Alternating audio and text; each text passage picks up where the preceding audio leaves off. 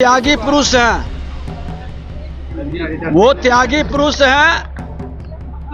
और त्यागी पुरुष जो होते हैं उनको पद की लालसा नहीं रहती है।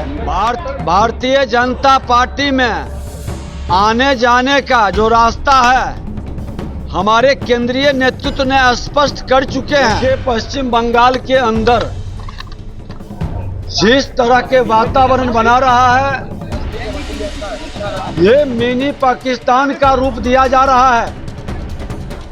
और वहां पर सनातन के संतानों को, सनातन के साधु संतों को जिस तरह से नग्न करके पीटा गया और सरकार शासन प्रशासन में बैठे लोग मूक दर्शक बने रहे, सनातन के संस्कृति और सनातन के देवी देवता पर बयान दे करके लोगों को भरमाने का खेल खेलते हैं। और ऐसी मानसिकता जब उनके नेता जो उत्तराधिकारी बिहार के उप मुख्यमंत्री है बाल जाकर के बालाजी पर चढ़ाते हैं, मंगत मांगते हैं कि जेल जाने से हमें बचा लें, और उनके विधायक का इस तरह का बयान, ये दोहरा चरित्र बिहार की जनता देख रही है।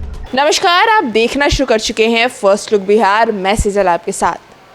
बिहार में राजनीतिक उलटफेर का माहौल बना हुआ है। क्या नीतीश कुमार एनडीए में फिर से संलिप्त हो सकते हैं, ऐसी चर्चाएं हो रही हैं, क्योंकि बीजेपी के नेता एक के बाद एक नीतीश कुमार पर सॉफ्ट होते नजर आ रहे हैं। नेता प्रतिपक्ष विजय सिन्हा ने भी नीतीश कुमार को त्यागी कहते हुए कहा कि उन्हें पद की लालसा नहीं है, इसलिए उन्होंने संयोजक का पद ठुकरा दिया। इसके साथ साथ पश्चिम बंगाल में जो घटना हुई है उस पर भी विजय सिन्हा ने क्या कुछ कहा है, पहले वो आप सुनिए। त्यागी पुरुष हैं, वो त्यागी पुरुष हैं। और त्यागी पुरुष जो होते हैं उनको पद की लालसा नहीं रहती है।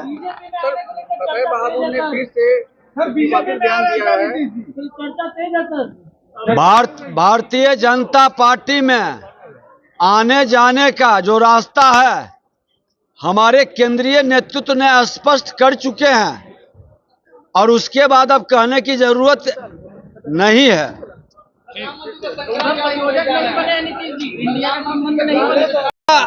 सांस्कृतिक पुनर्जागरण का वर्ष है, और हमको लगता है कि जो भी सनातन के उत्थान और कल्याण में लगे हैं सभी का स्नेह आशीर्वाद अयोध्या में मिलेगा। सभी लोग का आशीर्वाद मिलेगा। ये पुनर्जागरण का वर्ष है।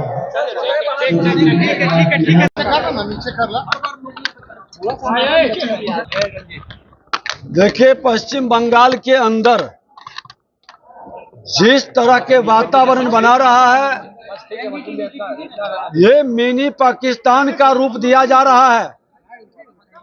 और वहां पर सनातन के संतानों को, सनातन के साधु संतों को जिस तरह से नग्न करके पीटा गया और सरकार शासन प्रशासन में बैठे लोग मूक दर्शक बने रहे, कहीं न कहीं उसका मनोबल बार बार बढ़ाया जाता है बंगाल की सरकार की ओर से, और आज उसी का रूप दिखाई पड़ रहा है।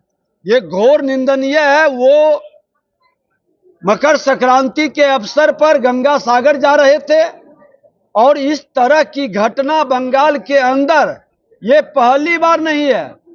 प्रेस मीडिया के माध्यम से लोगों के पास आया, इस तरह की घटना को वहां छुपाया जाता है। और पश्चिम बंगाल सरकार संज्ञान में इस तरह की घटना को नहीं लेती है। सनातन के संतान डरे सहमे हैं, और इस तरह की घटना पर इमीडिएट कार्रवाई होनी चाहिए। ये 21वीं सदी का भारत है। बंगाल पाकिस्तान और बांग्लादेश के राह पर न चले, और वहां जो इस तरह की घटना होती है वही राह पर बंगाल और केरला के अंदर जो वातावरण बनाया जा रहा है, पूरा देश इस दोनों के राज्य की स्थिति से अवगत है और घोर निंदा करती है कि अब जातीय जहर का लहर नहीं चलेगा। तो जातीय जहर का लहर नहीं चलेगा तो धार्मिक उन्माद पैदा करें।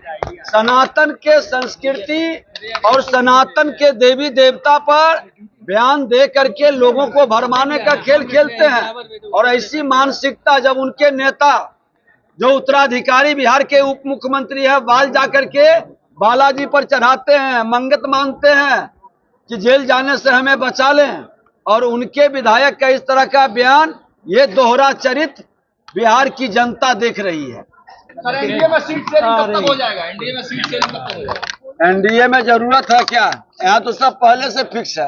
तो जैसा कि आपने सुना किस तरह से विजय सिन्हा नीतीश कुमार का समर्थन करते नजर आ रहे हैं। इसके साथ साथ पश्चिम बंगाल की जो घटना हुई है उसको लेकर पश्चिम बंगाल के सरकार की आलोचना भी कर रहे हैं। उनका कहना है कि इस तरह के वारदात पर सरकार का कोई प्रतिक्रिया ना लेना, शांत रहना भारत के अंदर एक मिनी पाकिस्तान का माहौल क्रिएट कर रहा है। इसके साथ साथ उन्होंने जातीय जनगणना और इसके साथ ही बिहार के नेताओं के दोहरे चरित्र पर भी क्या कुछ कहा उन्होंने, आपने सुना। तो इस खबर में बस इतना ही, और खबरों के लिए बने रहिए हमारे साथ। हमारे फेसबुक चैनल को लाइक कीजिए, हमारे यूट्यूब चैनल को सब्सक्राइब कीजिए। धन्यवाद।